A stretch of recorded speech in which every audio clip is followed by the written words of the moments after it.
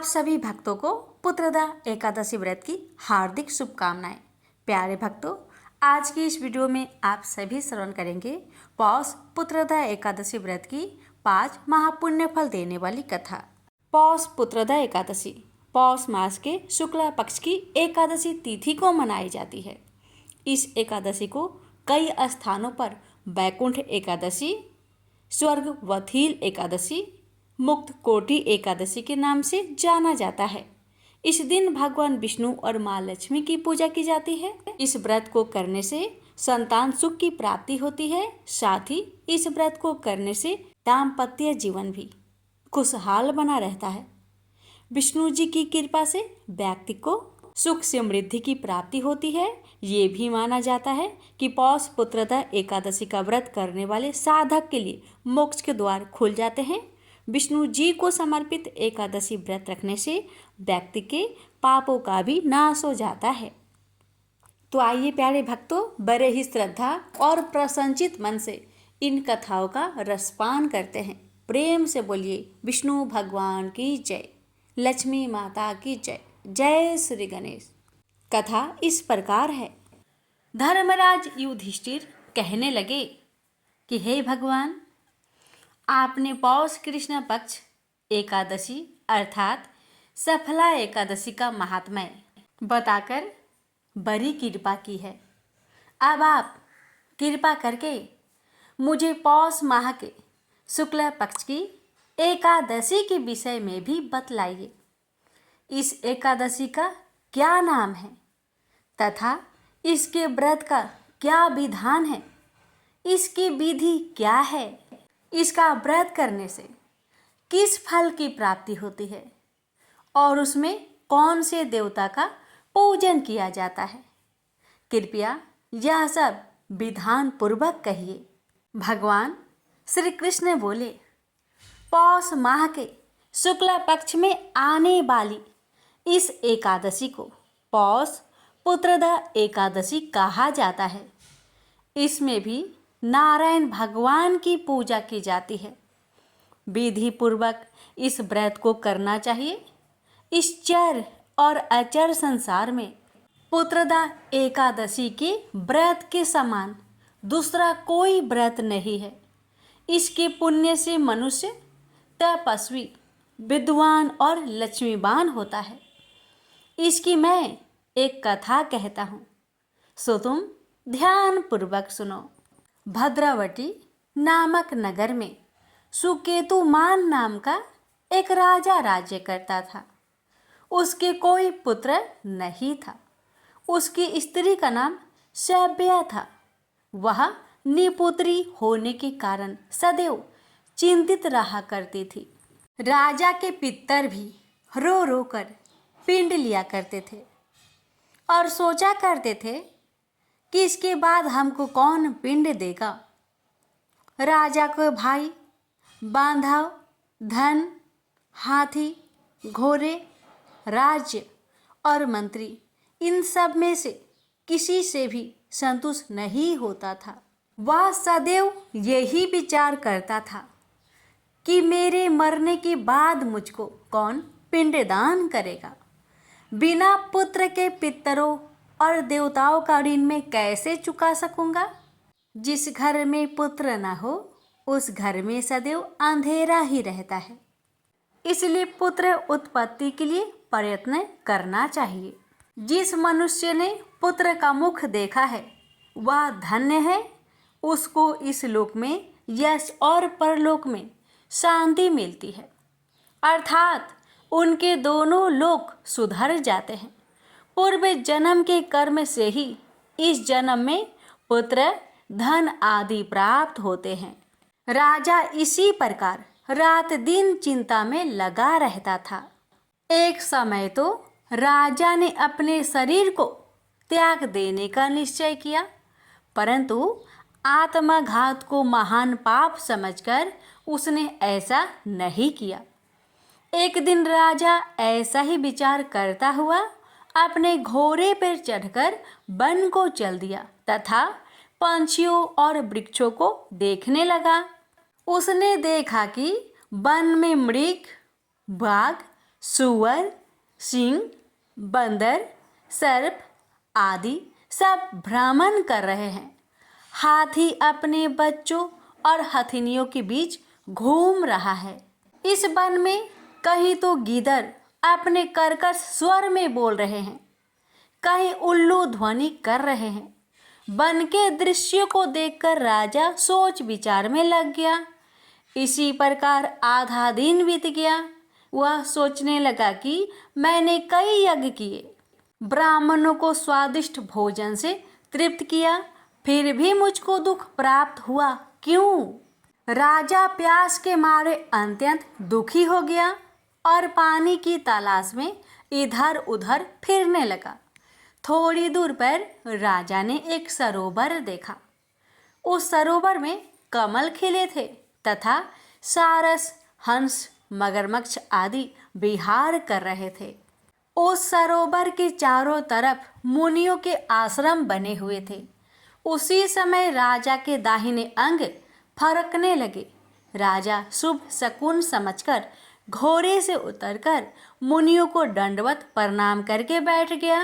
राजा को देखकर मुनियों ने कहा, हे राजन, हम तुमसे अत्यंत प्रसन्न हैं। तुम्हारी क्या इच्छा है, सो कहो। राजा ने पूछा, महाराज, आप कौन हैं और किस लिए यहाँ आए हैं? कृपा करके बतलाइए। मुनि कहने लगे कि हे राजन, आज संतान देने वाली पुत्रदा एकादशी है। हम लोग विश्वदेव हैं और इस सरोवर में स्नान करने के लिए आए हैं। यह सुनकर राजा कहने लगा कि महाराज, मेरे भी कोई संतान नहीं है। यदि आप मुझ पर प्रसन्न हैं तो एक पुत्र का वरदान दीजिए। मुनि बोले, हे राजन, आज पुत्रदा एकादशी है। आप अवश्य ही इसका व्रत करें। भगवान की कृपा से अवश्य ही आपके घर में पुत्र होगा।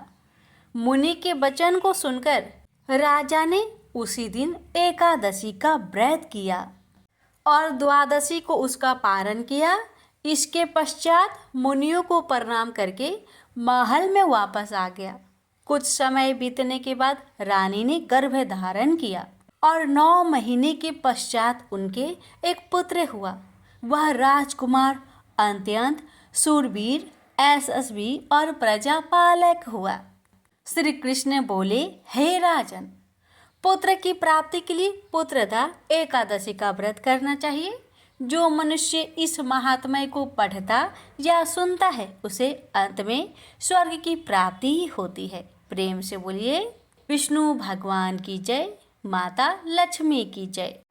राजा अम्बरीश भगवान श्री हरि के परम भक्त थे।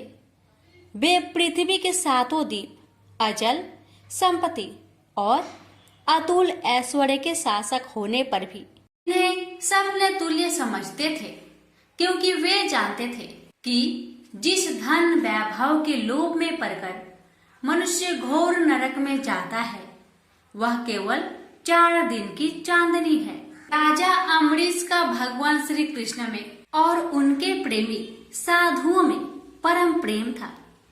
उन्होंने अपने मन को श्री कृष्ण के चरणों में, वाणी को भगवान के गुणों का गान करने में, हाथों को श्री हरि के मंदिर मार्जन में और अपने कानों को भगवान की मंगलमयी कथा के श्रवण में लगा रखा था। उन्होंने अपने नेत्रों को श्री हरि के विग्रह व मंदिरों के दर्शन में, नासिका को उनके चरण कमलों पर चढ़ी श्रीमती तुलसी की दिव्य गंध में और जीवा को भगवान के प्रति अर्पित नैवेद्य प्रसाद में संलग्न कर दिया था। राजा अम्बरीश के पैर भगवान के क्षेत्र आदि की पैदल यात्रा करने में ही लगे रहते और वे सिर से भगवान श्री कृष्ण के चरण कमलों की वंदना किया करते थे। इस प्रकार उन्होंने अपने सारे कर्म यज्ञ पुरुष इंद्रियातीत भगवान के प्रति उन्हें सर्वोत्तम एवं सर्वरूप समझकर समर्पित कर दिए थे और भागवत भक्त ब्राह्मणों की आज्ञा अनुसार वे इस पृथ्वी का शासक करते थे। उन्होंने बड़ी बड़ी दक्षिणा वाले अनेकों अश्वमेध यज्ञ करके यज्ञाधिपति भगवान की आराधना की थी। उनकी प्रजा महात्माओं के द्वारा गाए हुए भगवान के उत्तम चरित्रों का बहुत सम्मान करती। किसी समय बड़े प्रेम से श्रवण करती और किसी समय उनका गान करती। इस प्रकार उनके राज्य के मनुष्य देवताओं के अत्यंत प्यारे स्वर्ग की भी इच्छा नहीं करते। राजा अम्बरीश की अनन्य प्रेममयी भक्ति से प्रसन्न होकर भगवान ने उनकी रक्षा के लिए सुदर्शन चक्र को नियुक्त कर दिया था, जो विरोधियों को भयभीत करने वाला एवं भगवान भक्तों की रक्षा करने वाला है। एक बार उन्होंने अपनी पत्नी के साथ भगवान श्री कृष्ण की आराधना करने के लिए 1 वर्ष तक द्वादशी प्रधान एकादशी व्रत करने का नियम ग्रहण किया। उन्होंने 3 रात का उपवास किया और एक दिन यमुना जी में स्नान करके भगवान श्री कृष्ण की पूजा की। तत्पश्चात पहले ब्राह्मणों को स्वादिष्ट और अत्यंत गुणकारी भोजन कराकर उन लोगों के घर 60 करोड़ गौएं सुसज्जित करके भेज दी। जब ब्राह्मणों को सब कुछ मिल चुका, तब राजा ने उन लोगों से आज्ञा लेकर व्रत का पारण करने की तैयारी की। उसी समय श्राप और वरदान देने में समर्थ स्वयं दुर्वासा जी भी उनके यहाँ अतिथि रूप में पधारे। राजा अम्बरीश उन्हें देखते ही उठकर खड़े हो गए, आसन देकर बैठाया और विविध सामग्रियों से उनके चरणों में प्रणाम करके भोजन के लिए प्रार्थना की। दुर्वासा जी ने राजा अम्बरीश की प्रार्थना स्वीकार कर ली और इसके बाद आवश्यक कर्मों से निवृत्त होने के लिए वे नदी तट पर चले गए। वे ब्रह्मा का ध्यान करते हुए यमुना के पवित्र जल में स्नान करने लगे। इधर द्वादशी केवल घड़ी भर शेष रह गई थी। धर्मज्ञ अम्बरीश ने धर्म संकट में पड़कर ब्राह्मणों के साथ परामर्श किया। उन्होंने कहा, ब्राह्मण देवताओं, ब्राह्मण को बिना भोजन कराए स्वयं खा लेना और द्वादशी रहते पारण न करना दोनों ही दोष है। इसलिए इस समय जैसा करने से मेरी भलाई हो और मुझे पाप न लगे, ऐसा काम करना चाहिए। तब ब्राह्मणों के साथ विचार करके उन्होंने कहा, ब्राह्मणों, श्रुतियों में ऐसा कहा गया है कि जल पी लेना भोजन करना भी है, नहीं भी करना है। इसलिए इस समय केवल जल से पारण किए लेता हूँ। ऐसा निश्चय करके मन ही मन भगवान का चिंतन करते हुए राजश्री अम्बरीश ने जल पी लिया और फिर दुर्वासा जी के आने की राह देखने लगे। दुर्वासा जी आवश्यक कर्मों से निवृत्त होकर यमुना तट से लौट आए। जब राजा ने आगे बढ़कर उनका अभिनंदन किया, तब उन्होंने अनुमान से ही समझ लिया कि राजा ने पारण कर लिया है। उस समय दुर्वासा जी बहुत भूखे थे। वे क्रोध से थर थर कांपने लगे। उन्होंने हाथ जोड़कर खड़े अम्बरीश से डट कर कहा, आओ देखो तो सही, यह कितना क्रूर है। यह धन के मद में मतवाला हो रहा है। भगवान की भक्ति तो इसे छू तक नहीं गई और यह अपने को बड़ा समर्थ मानता है। आज इसने धर्म का उल्लंघन करके बड़ा अन्याय किया है। मैं इसका अतिथि होकर आया हूँ, किंतु फिर भी मुझे खिलाए बिना ही इसने खा लिया। अच्छा देख, तुझे अभी इसका फल चखाता हूँ। यो कहते कहते वे क्रोध से जल उठे। उन्होंने अपनी एक जटा उखाड़ी और उससे अम्बरीश को मार डालने के लिए एक कृत्या राक्षसी उत्पन्न की। वह आग के समान जलती हुई हाथ में तलवार लेकर राजा अम्बरीश पर टूट पड़ी। परम पुरुष परमात्मा ने अपने सेवक की रक्षा के लिए पहले से ही सुदर्शन चक्र को नियुक्त कर रखा था। जैसे आग क्रोध से गुर्राते हुए सांप को भस्म कर देती है, वैसे ही चक्र ने दुर्वासा जी की कृत्या को जलाकर ढेर कर दिया। जब दुर्वासा जी ने देखा कि मेरी बनाई हुई कृत्या तो जल रही है और चक्र मेरी ओर आ रहा है, तब वे भयभीत हो अपने प्राण बचाने के लिए जी छोड़कर एकाएक भाग निकले। जैसे ऊंची ऊंची लपटों वाला दवानल सांप के पीछे दौड़ता है, वैसे ही भगवान का चक्र तो मेरे पीछे लग गया है। तब दुर्वासा जी दिशा, आकाश, पृथ्वी, अतल, वितल आदि नीचे के लोक, समुद्र, लोकपाल और उनके द्वारा सुरक्षित लोक एवं स्वर्ग तक में गए। परंतु जहां जहां वे गए वहीं वहीं उन्होंने असहा तेज वाले सुदर्शन चक्र को अपने पीछे लगा देखा। जब उन्हें कहीं भी कोई रक्षक न मिला तब वे तो डर गए। अपने प्राण बचाने के लिए वे देव शिरोमणि ब्रह्मा जी के पास गए और बोले, ब्रह्मा जी आप स्वयंभू हैं, भगवान के इस तेजोमयी चक्र से मेरी रक्षा कीजिए। ब्रह्मा जी ने कहा, दुर्वासा जी मैं शंकर जी, दक्ष, भृगु आदि, प्रजापति, भूतेश्वर आदि सब जिनके बनाए नियमों में बंधे हैं तथा जिनकी आज्ञा सिरोधार्य करके हम लोग संसार का हित करते हैं, उनके भक्त के द्रोही को बचाने में हम समर्थ नहीं है। जब ब्रह्मा जी ने इस प्रकार दुर्वासा को निराश कर दिया तब भगवान के चक्र से संतप्त होकर वे कैलाशवासी भगवान शंकर की शरण में गए। शंकर जी ने कहा, दुर्वासा जी जिनसे पैदा हुए अनेकों ब्रह्मांडों में हमारे जैसे हजारों चक्र काटते हैं, यह चक्र उन्हीं विश्वेश्वर का शस्त्र है, यह हम लोगों के लिए असह है। तुम उन्हीं की शरण में जाओ, वे भगवान ही तुम्हारा मंगल करेंगे।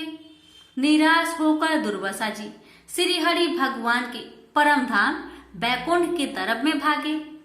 दुर्वासा जी भगवान के चक्र की आग से जल रहे थे। वे भगवान के चरणों में गिर पड़े। उन्होंने कहा, हे अच्युत, हे अनंत, आप संतों के एकमात्र इच्छित है। प्रभु संपूर्ण जगत के जीवन दाता, मैं अपराधी हूँ, आप मेरी रक्षा कीजिए। आपका परम प्रभाव न जानने के कारण ही मैंने आपके प्यारे भक्त का अपराध किया है।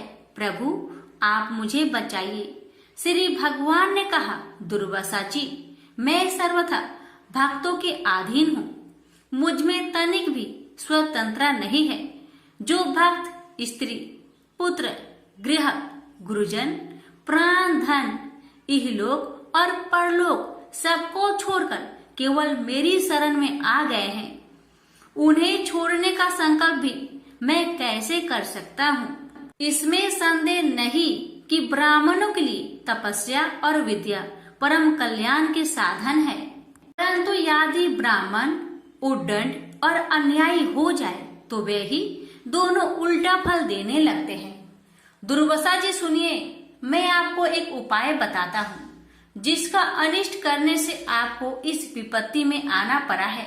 आप उसी के पास जाइए, उनसे क्षमा मांगिए, तब आपको शांति मिलेगी। सुदर्शन चक्र की ज्वाला से जलते हुए दुर्वासा लौटकर राजा अम्बरीश के पास आए और उन्होंने अत्यंत दुखी होकर राजा के पैर पकड़ लिए।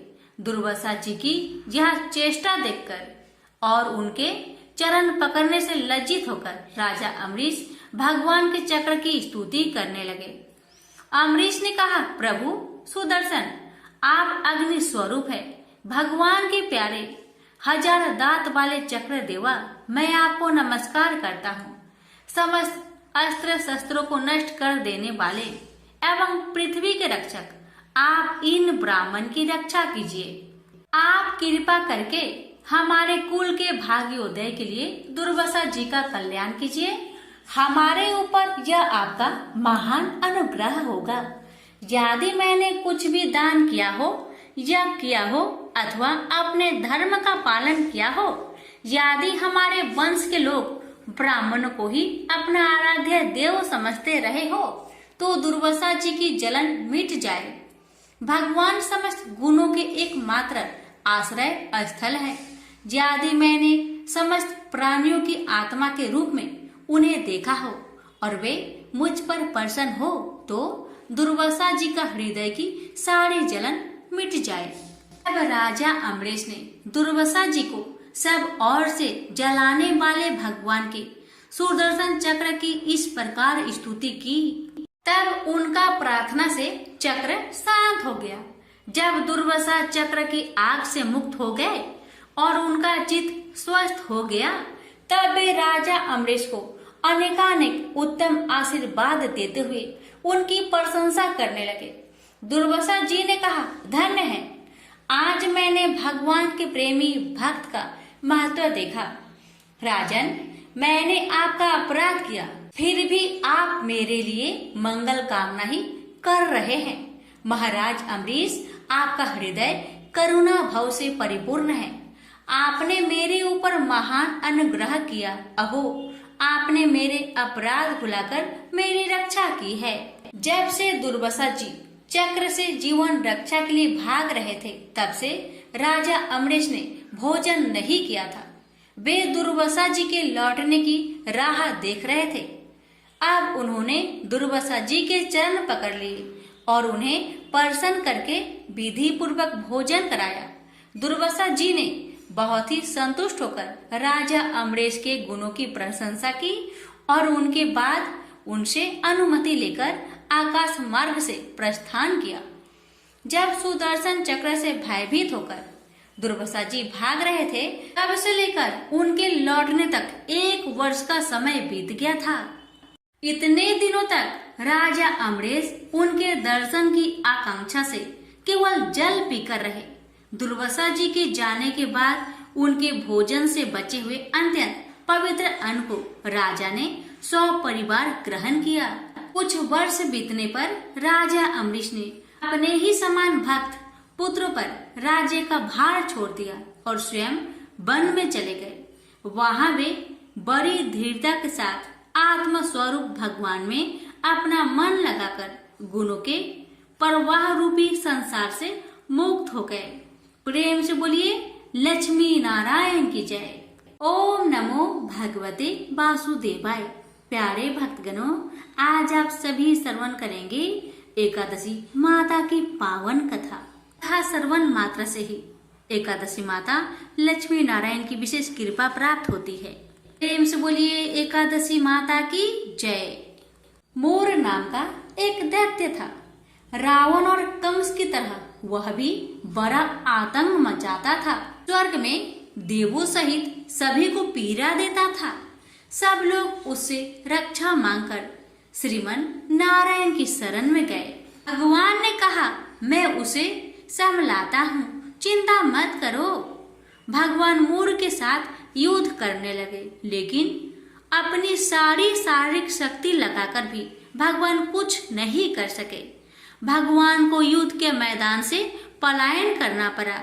वे हिमालय की एक गुफा में छिप गए। मोर भी उनका पीछा करते हुए वहां पहुंच गया। भगवान ने ध्यान करना शुरू किया और उनके मन से एक शक्ति उत्पन्न की, उनकी मानसिक शक्ति। इस शक्ति ने बाहर आकर मोर को अपनी तलवार से मार डाला। हम जानते हैं कि शरीर में 10 इंद्रियां हैं, 5 जितेंद्रिय और 5 कर्म इंद्रिया। 11वीं इंद्रिया है मन। संस्कृत में एकादशी का अर्थ है 11। चूंकि यह देवी उनके मन भगवान की 11वीं इंद्रिया से निकली थी, इसलिए भगवान ने उन्हें एकादशी के नाम से पुकारा। एकादशी माता की उत्पत्ति का दिन उनके नाम से ही जाने जाने लगे। माता एकादशी की अंतिम चरण के दौरान उत्पन्न हुई थी, इसे जयंती कहते हैं। और उन्होंने द्वादशी से पहले चरण के दौरान दैत्य को मार डाला था, इसे ईश्वरंती कहते हैं। भगवान ने घोषणा की कि एकादशी के दौरान देवी के इस महान कार्य के कारण पूरे जगत में कोई भी पाप नहीं रहेगा, लेकिन पाप तो पहले से ही है। जब उसने यह सुना, पाप पुरुष आश्रय की तलाश में इधर उधर भागने लगा। एकादशी के दौरान वह कहाँ रहेगा?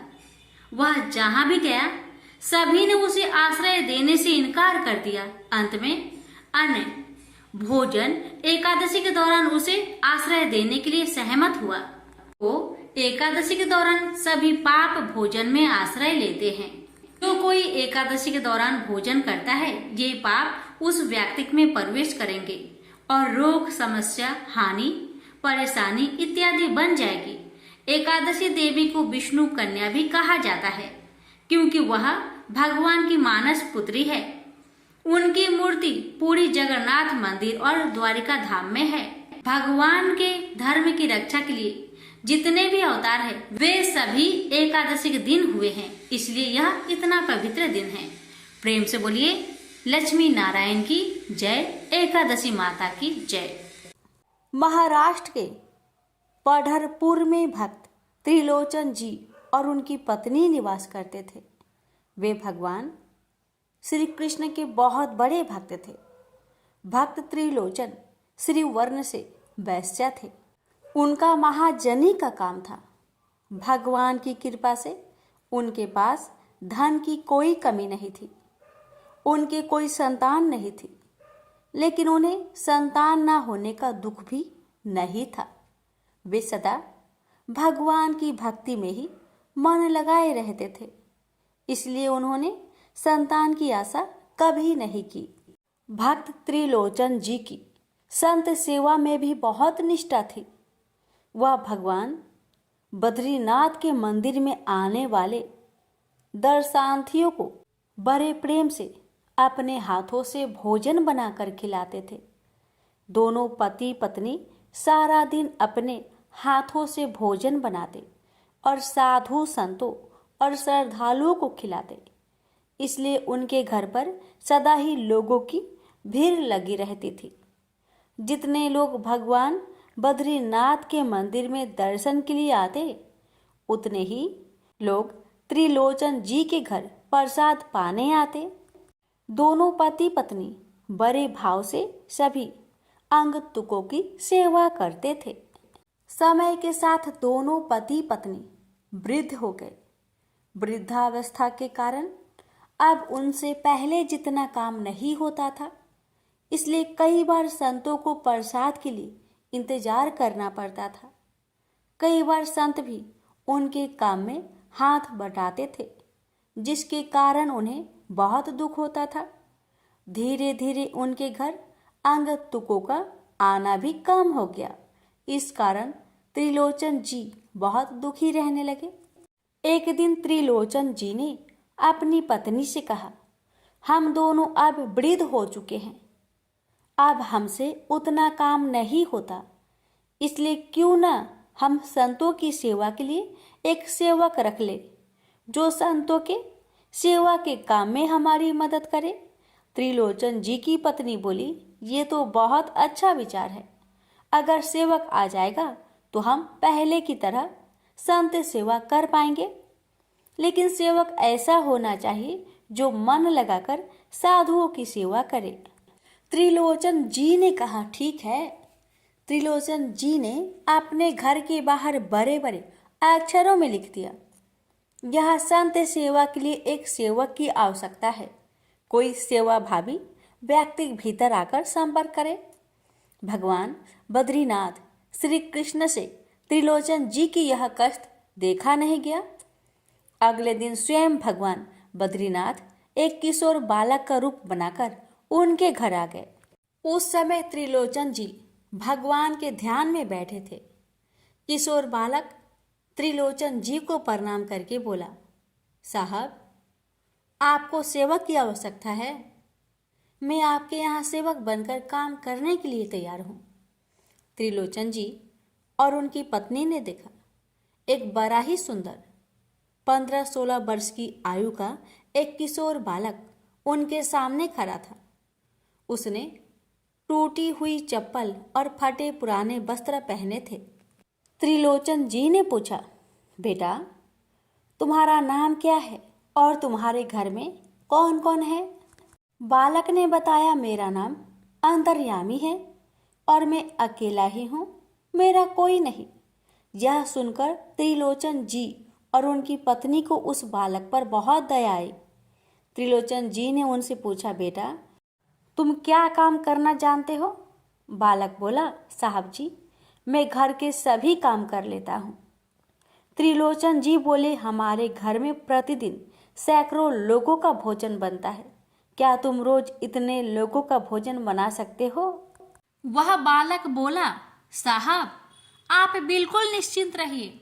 भोजन बनाने में तो मुझे विशेष क्षमता प्राप्त है। सैकड़ों लोगों का भोजन बनाना तो मेरे बाएं हाथ का काम है। मैं तो भोजन बनाने के साथ साथ आपके घर झाड़ू बर्तन और साफ सफाई भी कर दिया करूंगा। यह सुनकर त्रिलोचन जी बहुत प्रसन्न हुए। उन्होंने सोचा, यह तो हमें बहुत अच्छा सेवक मिला है। त्रिलोचन जी बोले, ठीक है, तुम यहाँ पर सेवा कर लेना, लेकिन यह तो बताओ तुम यहाँ पर सेवा करने का क्या लोगे? बालक बोला, बाबूजी, मुझे बस भरपेट भोजन दे दो और रात को सोने के लिए जगह दे दो। मुझे बस इतना ही चाहिए। त्रिलोचन जी बोले, हमारे घर में भोजन की कोई कमी नहीं। तुम्हारी जितनी इच्छा हो तुम उतना भोजन करना, और हमारा घर भी बहुत बड़ा है। हम तुम्हें एक कमरा दे देंगे, तुम वहां आराम से रहना। वह बालक बोला, मैं आपके घर के सभी कार्य करूंगा, लेकिन मेरी कुछ शर्तें हैं। त्रिलोचन जी बोले, बताओ तुम्हारी क्या शर्तें हैं? बालक बोला, मैं सभी के लिए भोजन बनाऊंगा, लेकिन मेरे लिए आपको भोजन बनाना होगा, क्योंकि मैं अपने हाथों से बना भोजन ग्रहण नहीं करता। त्रिलोचन जी की पत्नी ने सोचा, यह छोटा सा बालक है, 2-4 रोटी में तृप्त हो जाएगा। वह बोली, ठीक है, मैं तुम्हारे लिए भोजन बना दूंगी। वह बालक बोला, मेरी दूसरी शर्त है, मैं कितना भी भोजन करूं, मुझे कभी यह मत कहना कि तुम इतना क्यों खाते हो। त्रिलोचन जी बोले, तुम भर पेट 4-5 रोटी खा लेना, हम तुम्हें कभी नहीं टोकेंगे। बालक बोला, 4-5 रोटी से मेरा कुछ नहीं होता। मैं दिन भर में एक समय ही भोजन करता हूँ, लेकिन एक बार में 4 से 5 किलो रोटियां खा जाता हूँ। त्रिलोचन जी बोले, तुम जितना चाहे भोजन करना, लेकिन संतों की सेवा में कोई कमी नहीं आनी चाहिए। बालक बोला, मेरी तीसरी और आखिरी शर्त है, आप किसी अन्य व्यक्ति से मेरी चुगली नहीं करेंगे कि मैं इतना अधिक भोजन करता हूँ। जिस दिन आपने मुझसे या किसी अन्य व्यक्ति से मेरे भोजन के बारे में कहा, मैं उसी दिन आपका घर छोड़कर चला जाऊंगा। त्रिलोचन जी और उनकी पत्नी ने बालक अंतर्यामी की सभी शर्तें मान ली। अगले दिन से अंतर्यामी के रूप में आए। भगवान ने त्रिलोचन जी के घर का काम करना शुरू कर दिया। अगले दिन त्रिलोचन जी सुबह सोकर उठे तो उन्होंने देखा कि रसोई घर में अलग अलग चूल्हों पर अलग अलग व्यंजन तैयार हो रहे हैं। अंतर्यामी भाग भाग कर 15 तरह के व्यंजन बना रहा है। जब तक त्रिलोचन जी और उनकी पत्नी स्नान आदि नित्य कर्म से निवृत्त हुए, तब तक अंतर्यामी ने सैकड़ों लोगों का भोजन तैयार भी कर दिया। अब सुबह सुबह श्रद्धालु आने लगे। अंतर्यामी ने सभी को बड़े प्रेम से भोजन परोसा। त्रिलोचन जी अंतर्यामी की इस कार्य में मदद करना चाहते थे, लेकिन अंतर्यामी ने उन्हें कोई काम नहीं करने दिया। सारा कार्य स्वयं ही किया। अंतर्यामी का बनाया भोजन इतना शुद्ध और स्वादिष्ट था कि सभी ने उस भोजन की बहुत प्रशंसा की। भोजन करने वालों पेट तो भर जाता, लेकिन भोजन करने की इच्छा खत्म नहीं होती। सभी संतों ने त्रिलोचन जी से भोजन की बहुत प्रशंसा की। संत बोले, त्रिलोचन जी, आपके यहाँ हमने बहुत बार भोजन किया, लेकिन ऐसा स्वादिष्ट भोजन हमने कभी नहीं खाया। आपके सेवक अंतर्यामी ने तो कमाल ही कर दिया। त्रिलोचन जी और उनकी पत्नी बहुत खुश थे। वे दोनों बैठे बैठे देख रहे थे कि उनका सेवक कैसे सभी काम बड़े दक्षता से कर रहा है। सैकड़ों लोगों को भोजन परोस रहा है, उनकी बर्तन साफ कर रहा है, संतों के चरण दबा रहा है, उनकी सेवा कर रहा है। अंतर्यामी ने दिन भर आने वाले सैकड़ों लोगों को बड़े प्रेम से भोजन कराया और बड़े प्रेम से सबकी सेवा की। शाम के समय सभी काम निपटाकर अंतर्यामी ने त्रिलोचन जी की पत्नी से कहा, मैया अब मुझे भी भोजन खिला दो, मुझे बहुत भूख लग रही है। त्रिलोचन जी की पत्नी अंतर्यामी के काम से बहुत प्रसन्न थी। वह बोली, हाँ बेटा तू बैठ जा, मैं अभी तेरे लिए भोजन बनाती हूँ। त्रिलोचन जी की पत्नी ने सोचा, छोटा सा बालक कितना भोजन करेगा, अगर थोड़ा अधिक भी खाएगा तो 5 लोग जितना खाते हैं उतना भोजन बना लेती हूँ। उन्होंने 5 लोग भरपेट भोजन कर सके उतना भोजन बनाकर अंतर्यामी को भोजन करने के लिए बैठाया। स्वयं भगवान जो अंतर्यामी के रूप में आए थे, उन्होंने कुछ ही देर में सारा भोजन खा लिया और बोले, मैया मुझे और भोजन चाहिए। त्रिलोचन जी की पत्नी आश्चर्यचकित रह गई। इतने छोटे से बालक ने 5 लोगों के बराबर भोजन खा लिया और अभी भी इसकी भूख शांत नहीं हुई। अंतर्यामी के लिए 5 और लोगों का भोजन बनाया गया, लेकिन उससे भी उनकी भूख शांत नहीं हुई। इस प्रकार अंतर्यामी के लिए बार बार भोजन बनाया गया और अंततः 50 लोगों के बराबर भोजन करके अंतर्यामी की भूख शांत हुई। इस तरह इतना सारा भोजन बनाते बनाते त्रिलोचन जी की पत्नी परेशान हो गई। अब यह उनका नित्य नियम हो गया। अंतर्यामी भगवान दिन भर सारे काम करते, संतों को प्रेम से भोजन कराते, उनकी सेवा करते और शाम को त्रिलोचन जी की पत्नी के हाथों से बना भोजन ग्रहण करते। अब तो त्रिलोचन जी के घर आने वाले संतों और श्रद्धालुओं की संख्या भी बढ़ने लगी। अंतर्यामी इतना स्वादिष्ट भोजन बनाता था जिसकी सभी प्रशंसा करते थे। त्रिलोचन जी के घर के भोजन की चर्चा दूर दूर तक होने लगी, जिससे और अधिक संत और श्रद्धालु आने लगे। सभी संत प्रसन्न होकर त्रिलोचन जी को आशीर्वाद देकर जाते थे। अब त्रिलोचन जी को कोई परिश्रम नहीं करना पड़ता था। उनके पास कोई काम ना होने के कारण उनके पास समय भी बहुत था, इसलिए वे अपना सारा दिन भगवान के भजन में, गाने में बिताने लगे। त्रिलोचन जी के घर में दिन भर भगवान के भजन गाए जाने लगे और सत्संग होने लगा, जिससे उनके घर और अधिक संत आने लगे। त्रिलोचन जी के घर प्रतिदिन उत्सव जैसा माहौल रहने लगा। सब जगह त्रिलोचन जी की जय जयकार होने लगी। इसी प्रकार 13 महीनों का समय बीत गया। एक दिन त्रिलोचन जी की पत्नी पड़ोस में गई। महिलाओं की आपस में बातचीत होने लगी। एक महिला ने त्रिलोचन जी की पत्नी से कहा, जब से अंतर्यामी आया है आपके घर में तो बड़ी खुशहाली आ गई है और त्रिलोचन की तो रंगत ही बदल गई है। उनके चेहरे पर बड़ा तेज आ गया है। उनकी सेहत भी पहले से बहुत अच्छी हो गई है, लेकिन आप तो पहले से भी दुबली थी और अब भी दुबली हो। आपकी सेहत में कोई सुधार क्यों नहीं आया? त्रिलोचन जी की पत्नी बोली, मेरा दुख कोई नहीं जानता। अंतर्यामी सबकी सेवा करता है, लेकिन अंतर्यामी की सेवा मुझे करनी पड़ती है। महिला ने पूछा, क्या सेवा करनी पड़ती है? त्रिलोचन जी की पत्नी बोली, अंतर्यामी सबको भोजन बनाकर खिलाता है, लेकिन अपने हाथ से बना भोजन नहीं खाता। उसके लिए मुझे भोजन बनाना पड़ता है। महिला बोली, अरे वह तो 16-17 वर्ष का बालक है, कितना भोजन खाता होगा?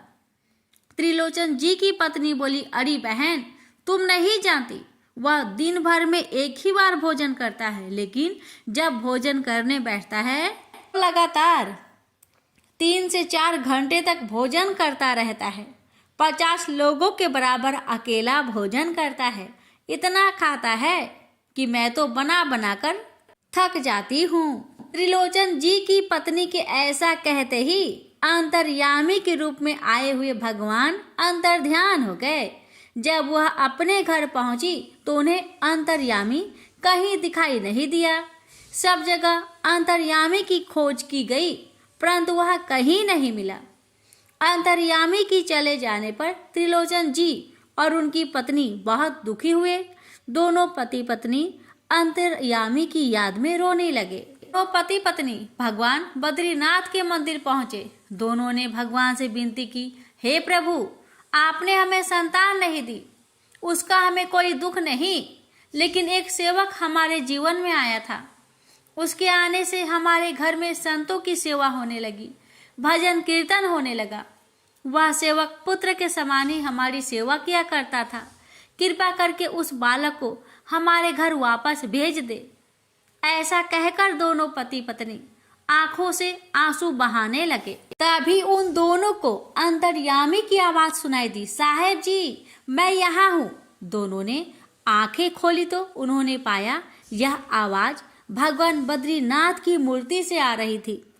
भगवान बद्रीनाथ बोले, आप दोनों ने जीवन भर साधु संतों और मंदिरों में आने वाले श्रद्धालुओं की सेवा की है, इसलिए आप पर प्रसन्न होकर मैं स्वयं अंतर्यामी का रूप लेकर इस कार्य में आपकी सहायता करने आया था। यदि आप चाहेंगे तो मैं फिर से आपकी सहायता करने आ जाऊंगा। इतना सुनकर त्रिलोचन जी और अधिक विलाप करने लगे। वो बोले, हे प्रभु, हम जैसे तुच्छ प्राणियों के घर आप नौकर बनकर आए। आपने हमारी सेवा की, हमारे लिए भोजन पकाया, हमारे बर्तन धोए। हे प्रभु, हम आपको पहचान नहीं पाए। आपसे सेवा करवा कर हमसे बहुत बड़ा पाप हो गया।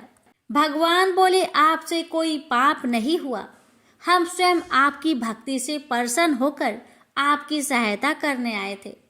अब आप दोनों शोक रहित होकर अपने घर जाइए। शीघ्र ही आप दोनों मुक्त होकर हमारे परम धाम में हमारा सानिध्य प्राप्त करेंगे। प्रेम से बोलिए श्री कृष्ण भगवान की जय। एक बुढ़िया माई तुलसी जी को सींचती और कहती कि हे तुलसी माता, सत की दाता, मैं तेरा बिरला सींचती हूँ। मुझे बहू दे, पीताम्बर की धोती दे, मीठा मीठा घास दे, बैकुंठा में बास दे, चटक की चाल दे, पाटक की मौत दे, चंदन का काठ दे, रानी सा राज दे, दाल भात का भोजन दे, 11 की मौत दे, कृष्णा जी का कांधा दे। तब तुलसी माता यह सुनकर सूखने लगी तो भगवान ने पूछा कि हे तुलसी, तुम क्यों सूख रही हो? तुलसी माता ने कहा कि एक बुढ़िया रोज आती है और यही बात कह जाती है, मैं सब बात तो पूरा कर दूंगी, लेकिन कृष्ण का कंधा कहाँ से लाऊंगी? तो भगवान बोले, जब वो मरेगी तो मैं अपने आप ही कंधा देने आऊंगा। तू बुढ़िया माई से कह देना। जब बुढ़िया माई मर गई, सब लोग आ गए। जब माई को ले जाने लगे तो वह किसी से न उठी। तब भगवान एक 12 बरस के बालक का रूप धारण करके आए। बालक ने कहा, मैं कान में एक बात कहूँगा तो बुढ़िया माई उठ जाएगी। बालक ने कान में कहा, बुढ़िया माई मन की निकाल ले, पीताम्बर की धोती ले, मीठा मीठा ग्रास ले, बैकुंठा में बास ले, चटक की चाल ले, पाटक की मौत ले, कृष्णा जी का कांधा ले। यह सुनकर बुढ़िया माई हल्की हो गई। भगवान ने कंधा दिया और बुढ़िया माई को मुक्ति मिल गई। हे तुलसी माता, जैसे बुढ़िया माई को मुक्ति दी वैसे सबको देना। प्रेम से बोलिए तुलसी महारानी की जय। ओम जय एकादशी, जय एकादशी, जय एकादशी माता। विष्णु पूजा व्रत को धारण कर शक्ति मुक्ति पाता। ओम जय एकादशी माता, तेरे नाम गिनाऊं देवी भक्ति प्रदान करने। गण गौरव की देनी माता शास्त्रों में बरनी। ओम जय एकादशी माता, मार्गशीर्ष के कृष्णा पक्ष की उत्पन्ना विश्वातारिणी जन्मी। शुक्ल पक्ष में हुई मोक्षदा मुक्तिदाता बनाई। ओम जय एकादशी माता, पौष के कृष्णा पक्ष की सफला नामक है। शुक्ल पक्ष में होए पुत्र दा आनंद अधिक रहे। ओम जय एकादशी माता। नाम सटटिला माघ मास में कृष्ण पक्ष आवे, शुक्ल पक्ष में जया कहावे, विजय सदा पावे। ओम जय एकादशी माता। विजया फाल्गुन कृष्ण पक्ष में शुक्ल आमल की, पाप मोचनी कृष्ण पक्ष में चैत्र महाबली की। ओम जय एकादशी माता। चैत्र शुक्ल में नाम कामदा धन देने वाली, नाम बरुथनी कृष्ण पक्ष में वैशाख महावाली। ओम जय एकादशी माता। शुक्ल पक्ष में होई मोहिनी, अपरा ज्येष्ठ कृष्ण पक्षी, नाम निर्जला सब सुख करने कृष्ण पक्ष रखी। ओम जय एकादशी माता। योगिनी नाम आषाढ़ में जानो कृष्ण पक्ष करनी, देव सैनी नाम कहायो शुक्ल पक्ष धरनी। ओम जय एकादशी माता। कामिका श्रावण मास में आवे कृष्ण पक्ष कहिए, श्रावण शुक्ल होए पवित्र आनंद से रहिए, सावन शुक्ल होए पवित्र आनंद से रहिए। ओम जय एकादशी माता। जा भाद्रपदे कृष्ण पक्ष की परिवर्तनी शुक्ला, इंद्रा आश्विन कृष्ण पक्ष में व्रत से भाव सागर निकला। ओम जय एकादशी माता। पापंकुशा है शुक्ला पक्ष में आप हरण हारी, रमा मास कार्तिक में आवे सुखदायक भारी। ओम जय एकादशी माता। देवोत्थानी शुक्ल पक्ष की दुख ना सके मैया, देवोत्थानी शुक्ल पक्ष की दुख ना सके मैया, पावन मास में करूँ विनती पार करो नैया, पावन मास में करूँ विनती पार करो नैया। ओम जय एकादशी माता।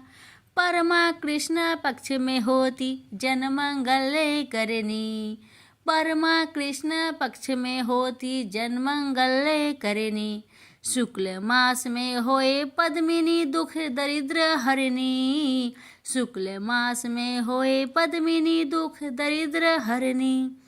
ओम जय एकादशी माता। जो कोई आरती एकादशी की भक्ति सहित गावे, जो कोई आरती एकादशी की भक्ति सहित गावे, जन गुरु दिता स्वर्ग कबासा निश्चय वह पावे, जन गुरु दिता स्वर्ग कबासा निश्चय वह पावे। ओम जय एकादशी माता। जय एकादशी माता। प्रेम से बोलिए एकादशी माता की जय।